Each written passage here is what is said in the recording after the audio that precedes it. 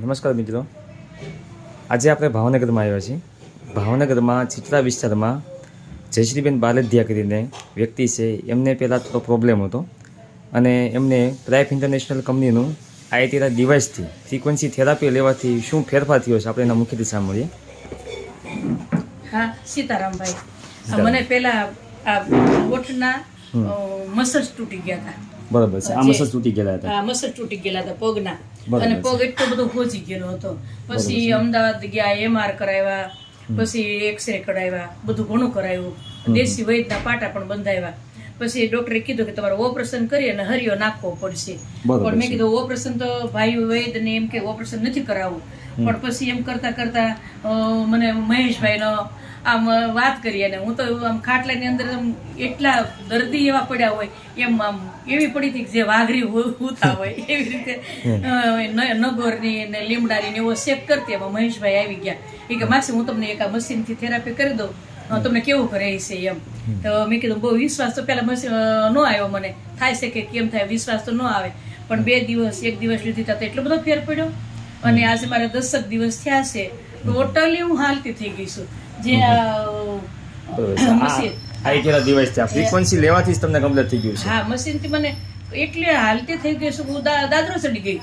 બરોબર છે. હા, ઉપર બીજે માળે જઈ આવી. દીકરી કે મમ્મી તમને શું થયું? બધા એટલા રાજી થઈ ગયા, ભેટી ભેટી મળ્યા કે બા આવ્યા. એટલે 3 મહિને ઉપર હું દાદરો ચડી. બરાબર છે. ડોક્ટરે તમને શું કીધેલું હતું? ડોક્ટરે તેમ જ કીધું હતું કે ઓપરેશન કરાવવું પડશે, અને કદાચ પગનું ઓપરેશન કરી નાખી અને કદાચ નો સારું થાય ને એમ થાય કમરમાં નસ દબાય છે તો કમરમાં પણ મને એક દૂરબીનથી ઉતારી અને બોલ નાખીને ઓપરેશન કરવાનું કીધું હતું. આ 2 ઓપરેશન મારથી 2 ઓપરેશન થી મુક્ત થઈ ગઈ છું. બરાબર છે. અંદાજે તમારો ખર્ચો ડોક્ટરે કીધેલો કેટલો હતો? 2-2.5 લાખનો ખર્ચો કીધો હતો. પગનો ખાલી પગનો ખાલી 2-2.5 લાખનો ખર્ચો કીધો હતો. ઉપર જતા 35-40 હજાર રૂપિયા સરિયો નાખવાના કીધા હતા. પણ અત્યારે એ ટોટલી મને મશીનથી ખરેખર આ થેરાપીથી એટલા આશીર્વાદ રૂપ છું કે મારા દીકરા કે આપણા કોઈ ઘરના આવો સેવા ન કરી શકે એ મને થેરાપી લેવાથી મને 10 દિવસમાં હું દોડતી થઈ ગઈ છું. અને અત્યારે હું તો સત્સંગમાં પણ જવા માંડી અને મને બહુ સરસ છે. ધન્યવાદ છે મહેશભાઈને.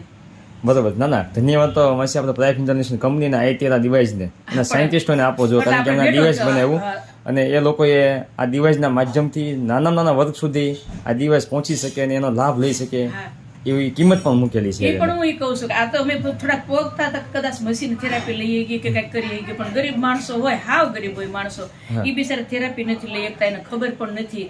તો એ શું કરે બિચારા? અહીંયા હરિયા નાખ્યા હોય તો આખી જિંદગીને પથારી વસ્તી જવું પડે છે. તો ગરીબ માણસો માટે તો આશીર્વાદ રૂપ જ છે, ખરેખર આશીર્વાદ રૂપ છે ગરીબ માણસો માટે.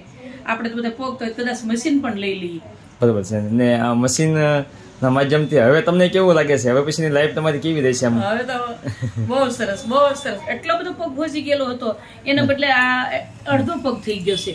બરોબર છે. જે આખો પગ આટલો સોજી ગયેલો હતો અને પગ આ મુકાતો પણ નહીં, બિલકુલ મુકાતો નહીં. અને ઘોડી લઈને હું ચાલતી, અને બાથરૂમ ને સંડાસ બધું પણ બેડમાં જ થતું હતું.